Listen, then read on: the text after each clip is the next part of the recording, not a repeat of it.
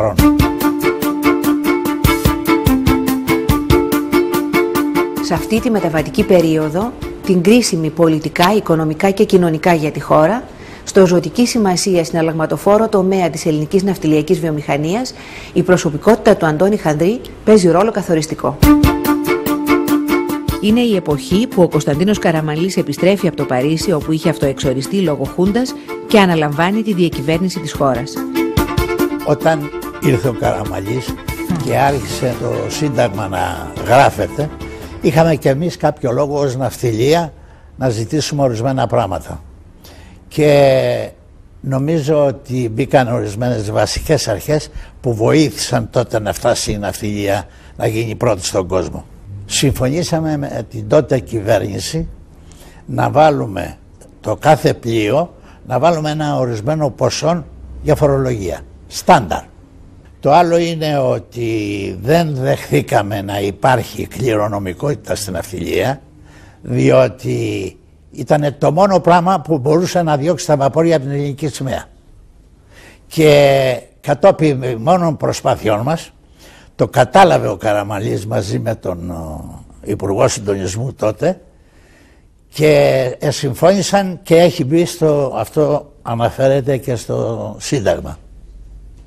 Επίσης, το νόμο 89 βάσει του οποίου και δουλεύει η ναυτιλία σήμερα και όλα τα ναυτιλιακά γραφεία εδραιώθηκε τότε με υπουργό των οικονομικών το Γιάννη τον Μπούτο. Επειδή είχε ένα πολύ καλό φίλο τον Γουλανδρή τον Βασίλη και ήταν κολλητοί φίλοι, νομίζω ότι από αυτόν είχε μάθει πολλά περί ναυτιλίας. Αυτή είναι η γνώμη μου. Αλλά εν πάση περιπτώσει ήταν άνθρωπος ο οποίος έκανε διάλογο. Για το θέμα της κληρονομικότητας πήρα εγώ το λόγο σε κάποια στιγμή που ήταν ανένδοτος και ο Καραμανλής και ο Παπαλιγούρας και τους λέω εγώ είμαι αυτοδημιούργητος. Έχω 20 βαπόρια και έχω 2 γιους. Εάν εγώ πάθω κάτι πρέπει να επισέλθει το κράτος να πάρει ορισμένα χρήματα μέσα από αυτά τα βαπόρια. Δεν νομίζω ότι τα παιδιά αυτά θα καθίσουν στην Ελλάδα για να γίνει αυτό. Θα σηκωθούν να φύγουν και θα πάρουν και τα βαπόρια. Και δεν αποκλείεται να τους χάσετε και ως Έλληνες. Και γυρίζει και λέει στον Παναγί, ρε εσύ Παναγί, Σάμπος τούτος εδώ έχει δίκιο. Και έτσι λύθηκε το θέμα. Διάλογος για τα προβλήματα της ναυτιλίας γίνεται ήδη και με τον Ανδρέα Παπανδρέου, ο οποίος είναι πλέον αρχηγός της αξιωματικής αντιπολίτευσης. Το 1981 το ΠΑΣΟΚ γίνεται κυβέρνηση και ένα χρόνο αργότερα αρχίζει μία από τις μεγαλύτερες κρίσεις της ναυτιλίας διεθνώς. Με τον Ανδρέα τον Παπανδρέου τρώγαμε κάθε μήνα. Οικόγνητο τρώγαμε κάθε μήνα.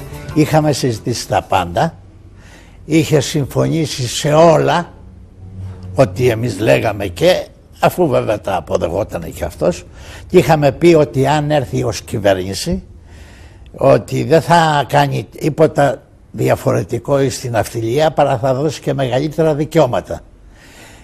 Εξ αντιθέτου οι άνθρωποι του πήγανε να κάνουν ζημιά στην ναυτιλία και κατορθώσανε και την κάνανε. Δημιουργήσανε ένα νόμο ο οποίος συνίστατο στην ανακύκλωση.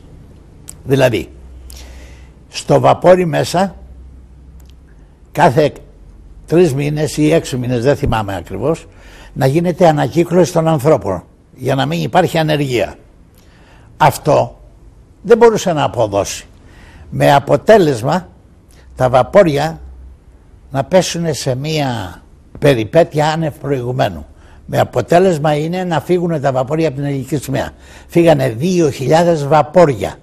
Είναι πάνω από 50 με 60 εκατομμύρια μόνο φόροι στο ελληνικό δημόσιο. Χαθήκανε και φύγανε και τα βαπόρια. Και μπήκανε στα βαπόρια μας ξένοι ναυτικοί.